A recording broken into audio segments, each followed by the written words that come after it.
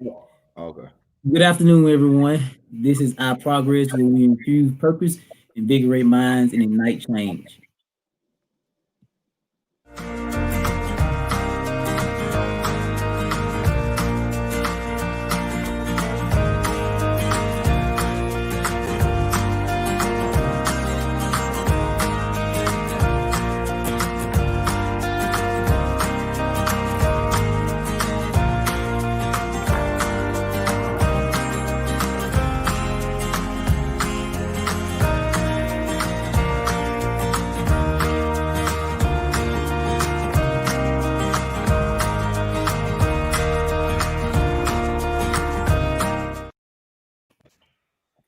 Hey, good afternoon, everyone. I'm Kendrick Baylor, the Life Doctor, I'm Chance Johnson, the life excavator. And I'm Jeffrey Hart, the life champion. and we're missing the Life Encourager, but she will jump on when she finish up a meeting. But today we have another great, topic slash discussion for you.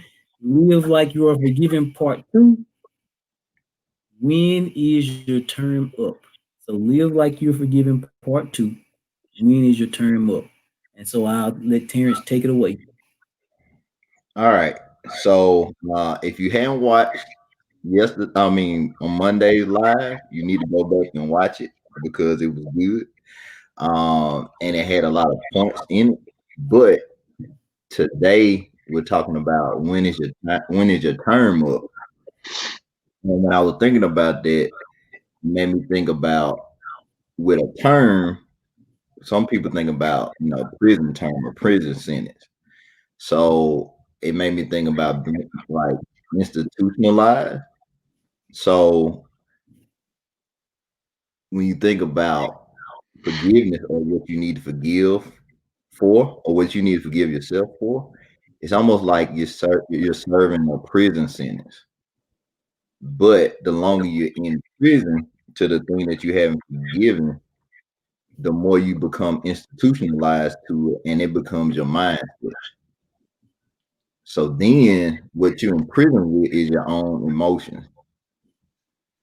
And you in there with a cellmate of your own doing. Say it again. You, you in prison with a cellmate of your own creation. Mhm. Now that's good, because when we think of term, we think about something having an expiration date, right? Mm-hmm. But what we're doing, a lot of times with forgiveness, we don't give our term an expiration date right at that point in time when we're going through it. It seems like it's going to be a long term solution to whatever their experience is. And so we don't see the situations as situational. We see them as a long term, or we handle them as a long term sentence. And one thing that comes to mind, you're talking about having being in a prison to your own, emotions and everything. I guess another word you could look at is you either in bondage or you in slavery to your emotions, Mm. and they are your master and they are controlling your life. So Mm-hmm. holding on to that, unforgiveness or whatever, you are a slave to everything that comes along with it. Mm. And that unforgiveness is your master and is controlling everything that you're doing in your life. Mm-hmm. So when you were talking, made me think about a ward. So in prison, you got a ward and a prison ward. It kind of Yeah. makes sure the prisoners in line. But the other piece of it, what Kendrick was saying, the expiration date. Now you can have a release date, but you can also reoffend during your time to keep adding time to your sentence. Mm. So some of us we know when we can release something, but then we reoffend to keep ourselves locked up. So you bring up that point that I'm about to say, that I'm gonna let Jeffrey jump in because I know he got something. It's a thing that when people back back in the past they called it being institutionalized, when you're so conditioned to being in prison that you don't know how to mm, live outside of it. And so we're so conditioned to live without forgiving self and forgiving other people that we don't know what it's like not to, free ourselves, or we don't know how to live with the freedom of forgiving and moving forward. And it goes back to what Jeff was talking about with bondage and being held down. If we continuously allow ourselves to be tied down to the thing that's already happened, then it's going to be hard for us to attach to what our purpose is or the next step or phase of our lives. And I guess another way that you can look at it, being institutionalized, you know, I guess the point of being in prison is to be rehabilitated, right? So mhm, if you get out and you haven't fully been rehabilitated, chances are you're going to be a repeat offender and go back in. mhm, So if you haven't fully, released, that unforgiveness or whatever, any situation or whatever can, cause you to, I guess, relapse and go back in. mhm, So don't be a repeat offender of your habits, um, to holding or harboring hurt and pain that inhibit you from forgiving. mhm. So Jeffrey brought up a good point. Um, One of the things about the tendency to reoffend is how you spent your time while you were in. So when a lot of people go in, the first thing, the whole process of being in prison is stripping you of your identity. So as soon as you go into jail, you become a number and not your name. And it's the same thing with unforgiveness. The very thing that you in prison for, Mm-hmm. you are your identity. So then your identity is tied to the thing that you haven't forgiven. Yeah.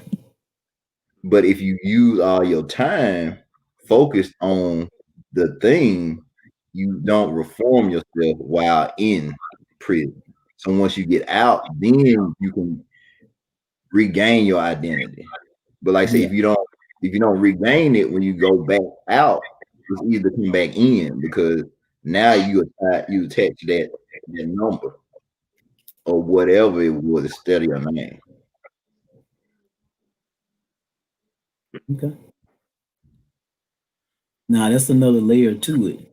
You know, how we see our circumstances um, definitely play an impact to the outcome. So how we see our circumstances play a significant impact to the outcome.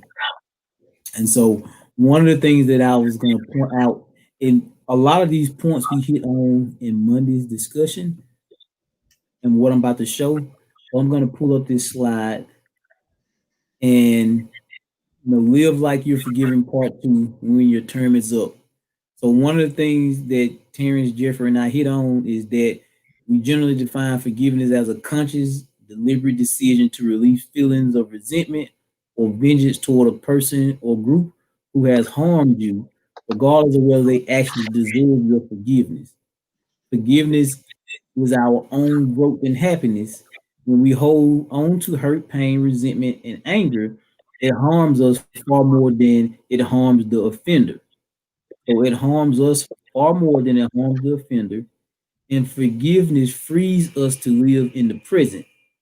Our anger, regret, hatred, or resentment towards someone means that we are giving up our power to that person.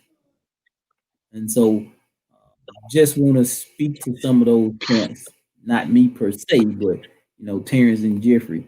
What do you think about that piece? Well, I had a question. I don't know if it go right with that, but it just made me think.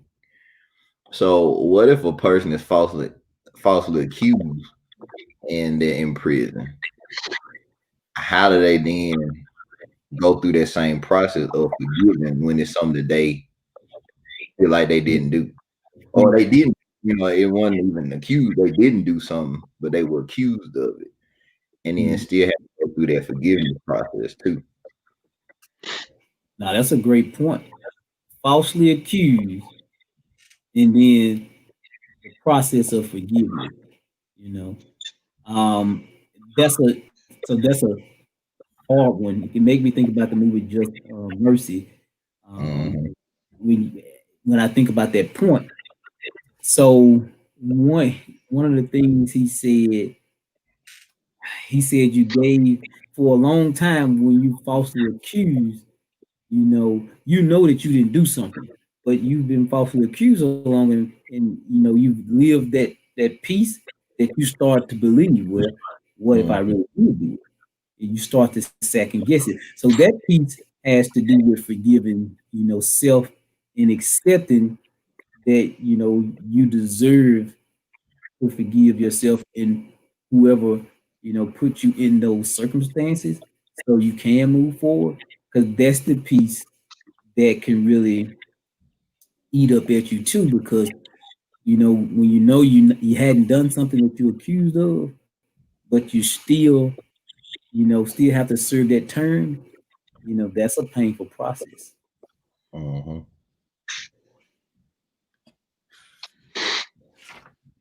Hmm. Yeah, that's a that's a tough one to answer Right. because Yeah. it's because that'll be a tough situation, to not, I guess, hold on to that. Mm. Mm-hmm. So I would say it would take a real strong person to be able to forgive somebody, you know, for accusing them of doing something that they haven't done. Yeah. Mm-hmm. Unfortunately, I haven't seen the movie, so I can't really, speak on that. But Right. uh, I don't know. I just think that it'll be tough to not hold on to that, that feeling or not forgiving that person. Um, Yeah. because like I said, I mean, you haven't done anything wrong, but you still have to, find a way to, release that. Mm-hmm. Yeah. I'm gonna say this and then I'm gonna jump back out because the T probably got another layer to it. It's very common that this happens in people's lives. So not so much on the physical serving time as far as going to prison, but everybody's been accused of something that they didn't do, and Mm-hmm. everybody's said that they, you know, were that they didn't do the crime that somebody said they actually did. Whether it comes to lying or stealing or misusing something. We've all been accused, by parents, friends, co-workers, even people in the church of doing something that you haven't done. Mm-hmm. But it took a time for people to actually, vindicate you of what you was accused of. And Yeah. so that's when you learn that, yeah, sometimes people gonna be people, but you have to really have your, emotional content and emotional awareness or intelligence in order so you can move past that piece. Because if you just go off what other people say, then you may always be in a struggle or a fight with someone. Yeah. And like I say, that's some, now that we all think about it, it's something that we've all experienced at certain points in our life, but we never think about it as how it affects us going forward. And I think that's one of the biggest things to forgive or be able to forgive is when you didn't even do anything wrong. Yeah, Uh, and I believe that that's the most freeing type of forgiveness because that's probably the deepest one you could probably have to do. Because if yeah, I did something, then it's like, okay, cool, I know why I need to forgive. But if I didn't do anything, then and it's hard. yeah. Yeah, you Like came what? up feel a certain way, and then now I'm feeling, and like Kenny was saying too, over time, then you start to internalize that. I mean, you might start to believe that, man, did I do that? Or did I? Yeah. And And it's that balance between. But and then I was gonna say, think about the cultural significance of that too. That culturally, snitches get stitches. You even if you didn't do something, it's not okay to say that you didn't do it. Sometimes culturally, and so you hold on to that burden when somebody could have easily freed you of what was done, but mhm, because you the one accused of the one that per se got caught, and culturally it's not okay to tell the truth in those situations. You end up holding on to something that you shouldn't hold on to. Now, you can easily free yourself, but you choose not to because of what comes along with it. And that's the perception of what maybe other people would think by telling the truth. Because you take on the responsibility of the blame because you don't want to be seen as a person that's um, disloyal. And I guess with that, and another way to look at it, also, I think we kind of hit on it Monday. It's either do I want the pain of holding on to this, even though I may not have done anything wrong, but there's still that friction or whatever between us. So it's like, okay, do I want to continue to hold on to the pain of that, or do I want to free myself? Just go ahead and just free myself from the situation and move forward. So like, even though we may not have done anything wrong or whatever, but you still you still have to, I guess, like I said, free yourself from be able to free yourself so that you can be able to move on from the situation and not kind of hold on to whatever you may have been falsely accused of.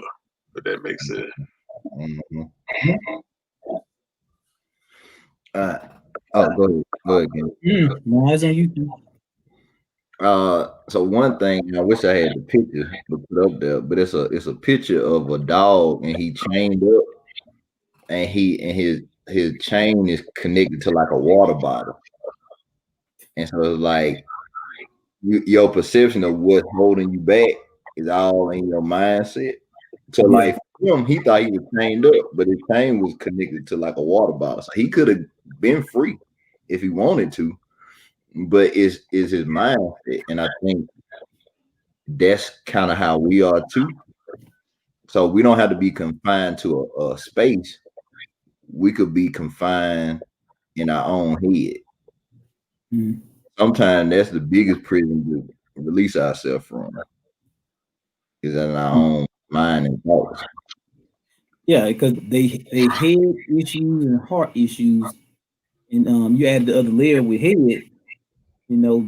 That's what most people need to forgive in their heart, and then in their head, that's when they forget it. But like I said, forgiveness is essential to free yourself. It's not for the other person, it's for you. But then, like I said, a lot of times the person that we need to forgive the most is the person that we see in the mirror because that's the person that has lost time harboring and holding on to things that keep them stuck or detached. Okay. So I got something from what you said. So what if a person either doesn't look in the mirror or they don't have a mirror? How can they have a correct perception of themselves? Hmm. Never thought of it Could that it be way. based on what they feel? You say what it could depend on what they feel. Yeah. Kind of like if they could see themselves. Hmm. No, well, you say like if they don't have a mirror or whatever that they can't see themselves or whatever, how can they know? Well, could it be that just what they feeling or experiencing? You may not have to see it, but you can feel it. right? That could be a way because the feelings, well, like what you're experiencing could give you a different perspective on it. Uh, but I think that's for people that might not have it. I think for people that don't want to look in the mirror, when they have it, that means that they know it's more that they're not looking at and they refusing. So one Yeah, is more not having access, and then the other one is not wanting to face, if that makes sense. yeah. And so I was thinking as you asked that question, I was thinking about a painting. So either you could draw what you feel and play it out in the drawing, or you could make it you know in the context of clay. And so you always, because like I said, a lot of it is internal. So what you feel, what you draw would just be a representation of it. If you wanted to connect with it, another way a person can do it is to write what they feel, and what their writings paint a picture of what's going on inside. And so what you see on the outside is less important than what you feel on the inside. So the context, the contents of the gift is more important than the wrapping. What the last part you said? The contents of the gift is more important than the wrapping of the production or presentation of the gift. What's in the box is way more important than what's around the box. And so what's inside of us is way more important than what we show on the outside. Because, like I said, a lot of times we want people to think we are okay or we got it all together when we are struggling with pulling that trigger on forgiveness, or we're struggling with admitting something to ourselves. Um, and like I said, we could be dealing with this for 15, 20, 30 years, 2 years, and nobody ever know because we make stuff seem better than what it really is on the outside or on the inside. Mhm. And I kind of want to touch on one point you made talking about pain or whatever. If you, I just think of it like this: if you constantly, experiencing pain or whatever, due to unforgiveness, whatever like that, that pain is an indication that something needs to change. Mhm. So if you constantly feeling that pain of not forgiving or whatever, then that's a good indication that you do need to forgive. Because Mhm. if you're constantly in pain, that's like I said, that's a way of letting you know that hey, some got to change, and you're gonna constantly stay in this pain if you don't change. Yeah, it was something. As you were talking, I had something pop in my mind, and then it hopped back out, and it went right along with what you were saying. I can't remember right now, but I think two is like you were saying for the pain. So the pain is kind of like the signal, and if we don't listen to the signals, then we we cause ourselves like major issues and concerns. So Yeah. like a smaller thing could grow into something bigger because we're not paying attention to the signs. Um, but also, change it usually happens because we're in so much pain. So if I'm in pain and if I'm numbing the pain or I'm oblivious to the pain, then it's harder for me to change. Because more than likely, we change in life when we have major life events happen, and it's painful when it causes us to change. And so until we can feel it, sometimes that's why we haven't changed. It's not that we don't want to, we haven't felt to the depth to make us want to. No, that's a great point. And that's why people self-medicate to distract themselves from the pain. Hmm. The pain is there to forge the process of healing.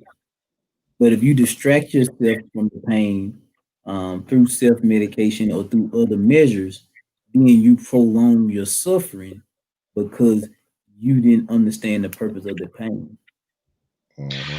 Cause it's kind of like this, man. Like if I have a headache, which the headache is painful, and I Yep. take an Advil, the only thing I'm doing is just distracting myself from that pain.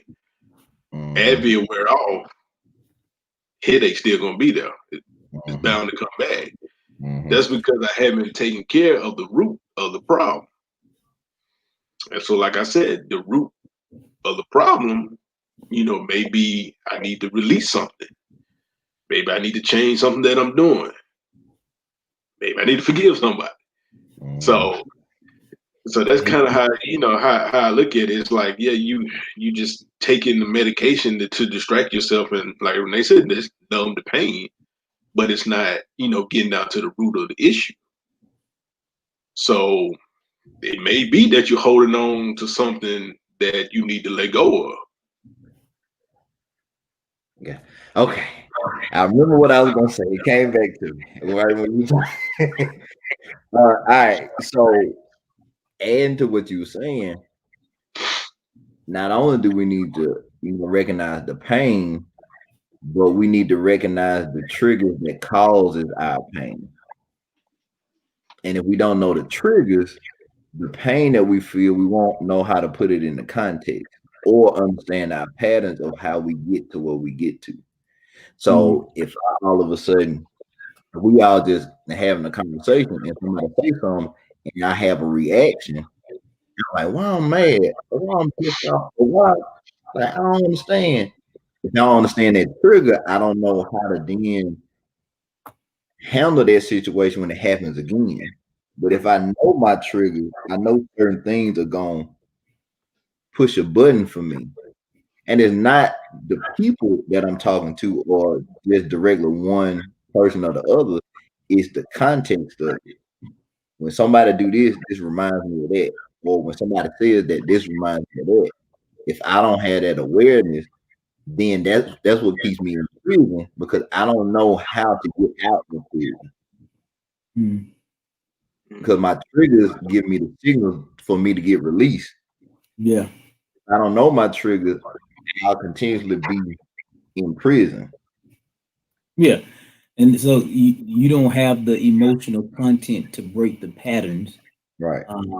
or heal from the pain, that you experience. And like a lot of people do go through that and do experience that, and they got the answers to the test, but they not using it. They got the cheat code, but they not using it. And so, they continue to repeat the same, cycles or the same patterns. And at some point, you got to recognize the triggers because they are setting you up for success to tell you, hey, this is something that bothers you and you need to deal with it. Mm-hmm. 'Cause emotions are, we talk about it a lot, like emotions are just alarms. They can signal when you get anxious, they can signal when you get sad, you know, they can signal when you get, scared as well.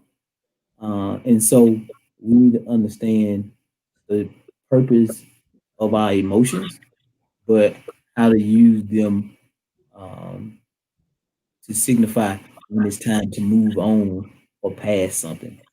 Like it's easy for us to process things that we think supposed to happen or that it happened at the right time. When things happen to us out of nowhere and we wasn't prepared for it, that's when we get, rocked to the core, where we get, off our path or we struggle with letting go or forgiving something. You know, Okay. go ahead. I got a question. So we talking about, when our term is up, well, how do I get an early release from my term? You stole my question, man. Appreciate it. My bad. How do, We were talking like how do you get a early release from your term. I, I would say you got to go through each step of the process and not avoid it. So you got to feel whatever emotions that you were meant to experience in that process and not shut those emotions off, like it's a valve. Not avoid it and, self medicate or not distract yourself to pretend that it doesn't exist. You got to experience every piece of it, whether it's comfortable or whether it's uncomfortable, knowing that it's going to produce a better outcome for you. And then you got to accept the outcome and no longer replay the scenario through your head of what could have done, what you could have done, or what they could have done to change the circumstances.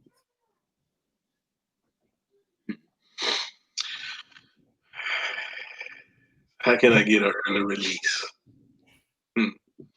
I think I think it just comes to a point where you're tired of like I mentioned earlier, the pain and the pleasure. You're tired of feeling that pain of being in that prison. Mm-hmm. So I think it gets to a point where you get fed up, and so it's like, okay, what can I do to ease this? Mm-hmm. Or what can I do to speed up the process of me getting free? So I think that's something that you have to internalize and, like, figure out what works best, for you. It's like, okay, what is really necessary for me to get free from this situation? Mm-hmm. Because yeah, yeah, I wrote with I thought you. Yeah, I was gonna let you. Yeah, wrong with that. that. What you got, Keith? What Well, you flipped it, huh? uh, You'd have flipped it to a well, different perspective, huh?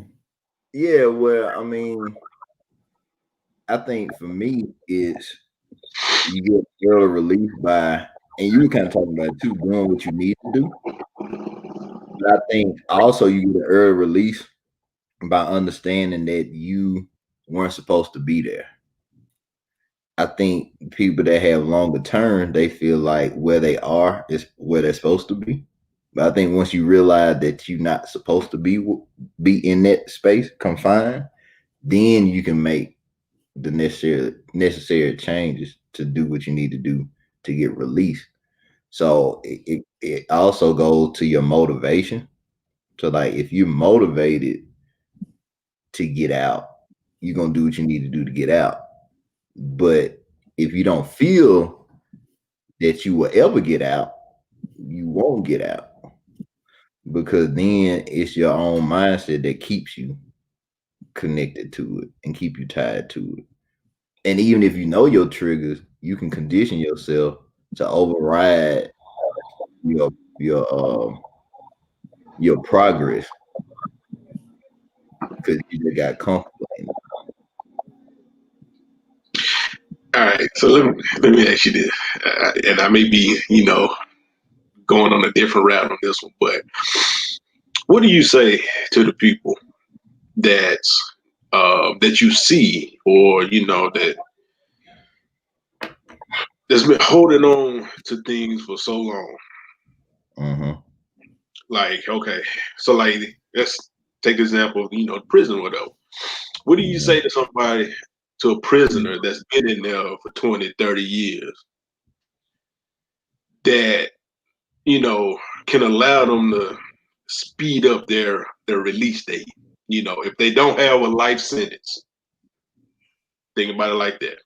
Mm-hmm. All they have to do is this certain thing to get released, but they've been in there for 20, 30 years and they haven't, did what they needed to do to get out.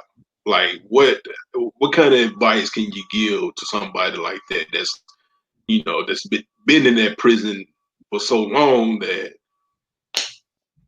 all you gotta do is just one thing and you can release yourself? I would say the process to that is to go ahead and allow the hurt to come. Part of their term limit is because they've been pushing the hurt away, and they've been pushing it further and further down the line, and they're afraid of feeling that, so they'll rather control it in other ways, and then to be confined to the narrative of the thing. Only way you can move forward is you have to hurt. And I'm not saying like an uncontrollable hurt, but the pain like we were talking about, that's when the change comes when you can actually feel it. Uh Mm. and that avoidance of that pain and not being able to frame it correctly is the fear. Because the fear is if I feel it, it's gonna overwhelm me and I'm not gonna be able to function. But in order to move forward, you gotta feel it. Because if you don't feel it, then you don't know exactly the triggers of it. So if I haven't felt any of the pain, I don't know any of the triggers around it yet. Yeah. I start to feel the pain, and I know, okay, that right there, that's a trigger. That's a trigger. That's a trigger. Okay, now I know how to manage pain going forward. But if I hadn't felt it first, I can't then prepare myself for the future when stuff will come up because it will come up. But I have to have that initial feeling first to really manage it better.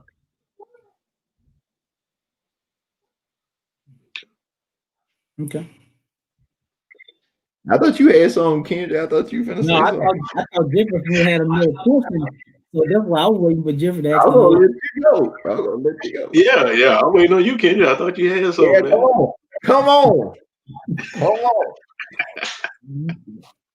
It ain't so it's not so much that I had some. So like I said, when we came up with the topic, you know, when is your turn up?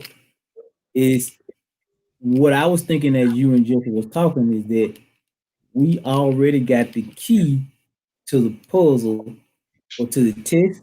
We just not using it. Mhm. When we choose to forgive, then it's done. When we choose to accept, when we accepted it.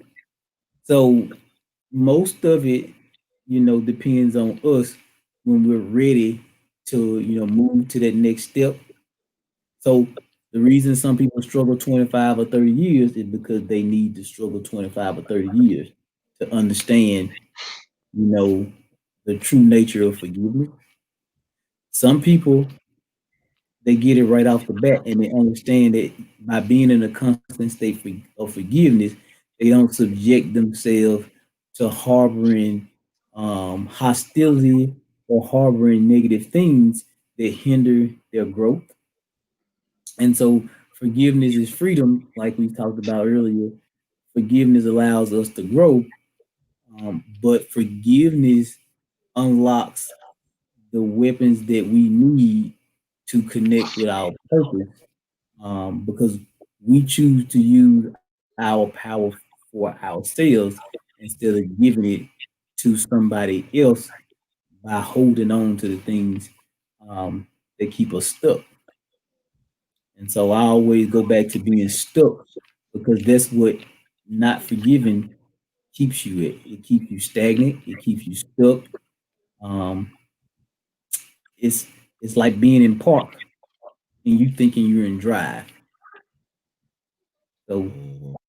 it's like being in park and you think you're in drive. You keep trying to move, but you don't understand why you're not moving forward because your brain has tricked you that you in drive and you in park. Don't be stuck in Yeah. park and thinking you in drive. I got a different piece to it. So while you talking, I kind of got this. So what if it's pride that keeps you with a longer sentence and Makes not sense. want to be vulnerable? Because I can look like I got it all together on the outside, but inside I'm in prison. And so why would I then let go of my pride, be vulnerable, if nobody knows my real experience but me? Yeah,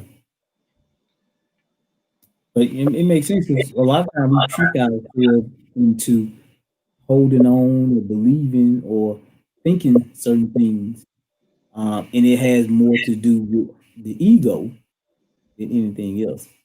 So Mm-hmm. our ego can be a reason that we choose not to forgive ourselves and other people too. Because when it comes to forgiving self, you don't want to admit to self that you struggle with that. And then when Mm-hmm. it comes to forgiving others, you don't want other people to see you so-called submit in your mind to someone else. When forgiveness is not submitting, forgiveness is a strength, it's not a weakness. All right. Let me ask y'all this. So, what are the benefits of having my term ended? Your personal wellness, your physical health, spiritual health, mental health, emotional health, financial health. It takes you to so many different places when you free yourself of what holds you back because you have a different perspective. And one of our posts from Wednesday was focused on purpose and perspective. Well, when you forgive, you get a different perspective on life, and you no longer are anchored down by the stuff that holds you back. You look for opportunities to forgive even more because every time you forgive, you find a little bit more of yourself, uncover a little bit more of your purpose. You hold on to things a little. You don't get bothered and agitated as much as you used to. Kind of this may be it may be out of context a little bit, but I was just thinking about me. I gotta take it to sports or whatever. So Yeah. I, I think about you know you look at programs or whatever that people use if they want to run faster or whatever.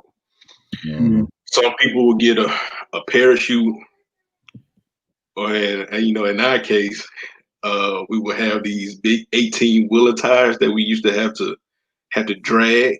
So Mm-hmm. you put it on, got a little harness, whatever, and you sprint 30, 40 yards. What it's Mm-hmm. designed to do is to build that muscle to make you run faster. So when you running with it and it's weighing you down, you know, you it's a whole lot more struggle, a Mm-hmm. whole lot more energy that you're exerting, and it just wear you out a whole lot faster.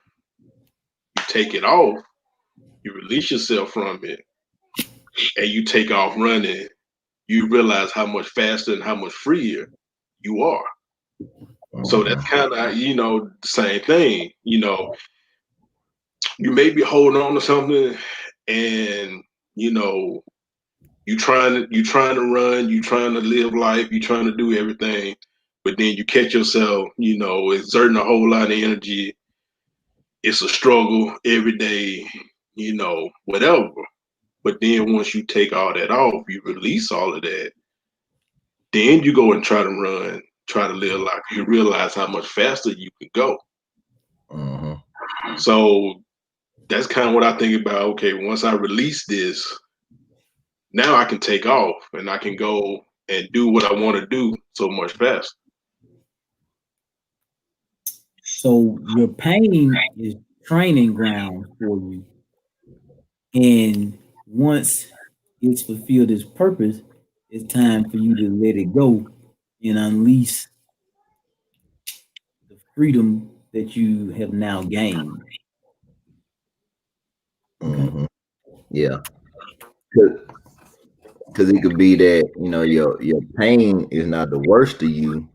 Your pain can produce the best of you. Yeah. Because it's building the resilient person in you. Because with with pain and struggle, you become more resilient. But if a person never experiences anything, something can cripple them if they never experience adversity. So that's why pain and struggle builds character, but it also allows you to, to find the warrior within, or the champion within, or the strength within. Hmm. But yeah, but it builds all of that. But at the end of the day, you won't really know how strong or how resilient you are until you let it go.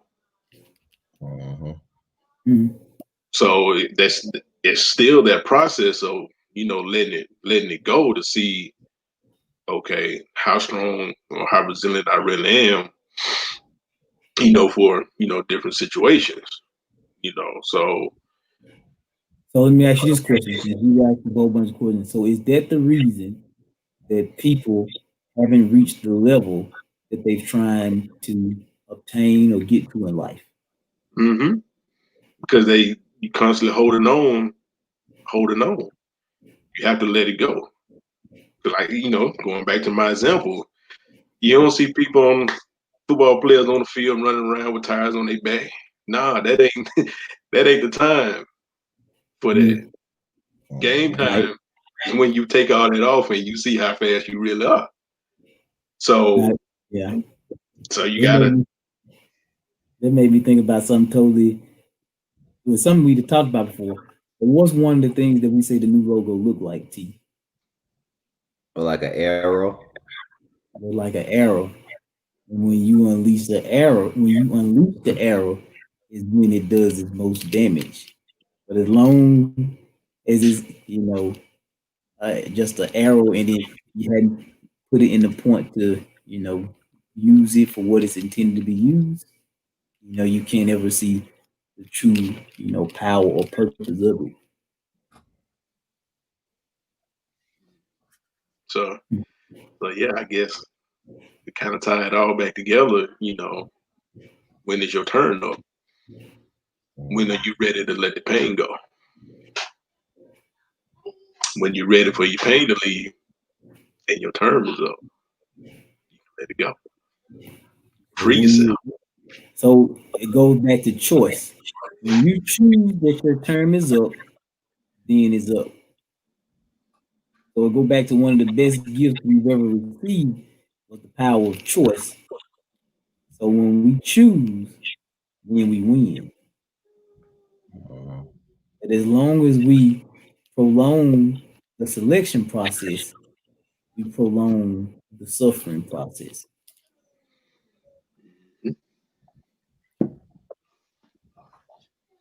What you got, T? Because you Yeah. pondering in deep thought. No, I would say like I ain't got too much to add. I think most of it said. I was going. It was a while back when Jeffrey was talking.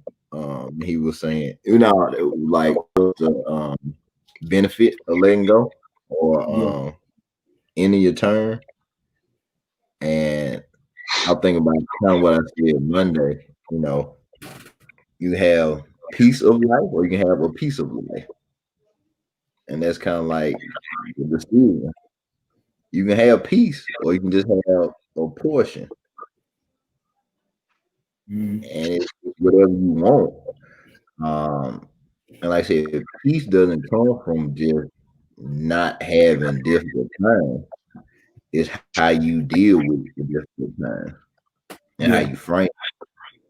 So you can have peace whenever you want to. Yeah. It all depends on how your mind perceives stuff. Mhm. So it's all about the perception. If your perception is right, nothing is too bad because you can always see how it, even in the worst of times, is benefiting you. But if your perspective wrong, everything is wrong. Mm, Cause like I said, no matter what you're going through, I mean, you can be in a just a terrible situation, but like you said, it's your perspective. You can sit back and like, okay, so what's good about this? How can I use this for good? Hmm. And then your mind will start trying to figure out ways. to make the situation better, even though it's Yeah. difficult, it's hard. But if you in a difficult situation and the only thing concerned about is how hard it is or how bad it is, well, it's gonna continue to be bad. It's gonna continue to be hard. But Mm-hmm. you just have to look at it different.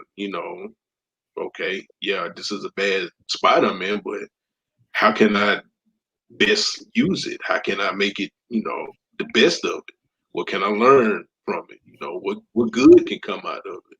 Mm-hmm. I mean, we've all, seen people in different situations, whatever, but they made the best out of it and they came out better. But and then we've seen people who are in difficult situations and that's what they focus on, and then they constantly stay in that position. So it really just depends on, like T said, how you look at it, how you Yeah. perceive it to actually be. No, it makes sense. What? So, how do you want to wrap up today? How do you want to wrap up today? I don't know. Jeffrey, I think, okay, Jeffrey, how you want to wrap up today? It's your Uh, wrap up day. Jeffrey. I, You I wrap it mean, up. man, is I guess I look at it like this, man. With pain or whatever, it's a simple process, but it's not easy. Mm-hmm. Mhm. It's simple to just okay, gone, it's gone, I'm good, whatever. But at the end of the day, it's not easy. So Yeah. um, like we said, just all in how you look at it, and it just really depends on how long you want to stay in it. Mm-hmm. Yeah.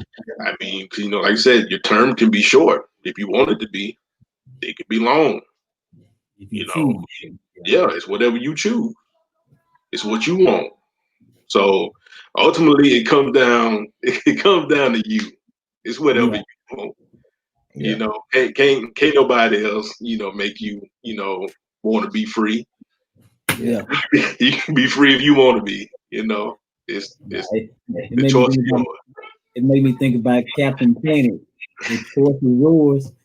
Just so you said that a couple of times. So the choice is ours if we choose to accept that mission, Yeah. uh, tackle it. You know, if we choose to accept it, it's always been ours if we choose to accept it.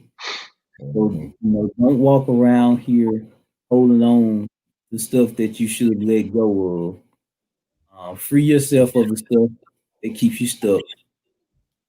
Be in a constant state of forgiveness. Look for opportunities to forgive others and forgive self.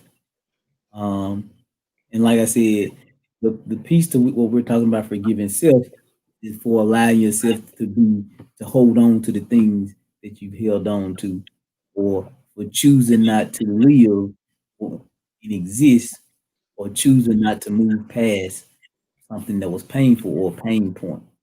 Because in the end, you win when you choose to forgive, whether that's you or somebody else. And forgiveness is not for the other person, it's for you. So those are all different points that we talked about today. And when your term is up, in order for your term to be up, you got to choose to end it. That's one of the most important steps that you need to look at. In order for your turn to be up, you got to choose to end it. And end it, it means you got to choose to forgive. And then with forgiveness comes the freedom. Um, and then you release the chains that, you know, hold you back. Um, and you are allowed to accelerate to your next step by knowing that the pain was the training ground. And now that you don't wear that pain anymore, you can accelerate to purpose.